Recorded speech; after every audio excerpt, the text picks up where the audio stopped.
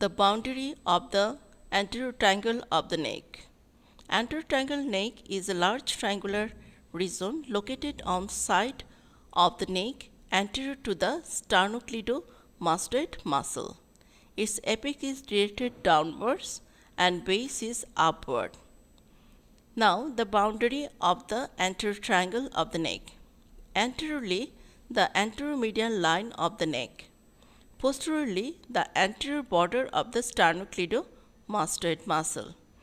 Base is formed by the lower border of the mandible and a line extending from the angle of the mandible to the mastoid process.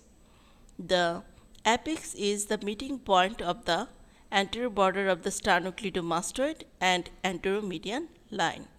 Roof is formed by the investing layer of the deep cervical fascia.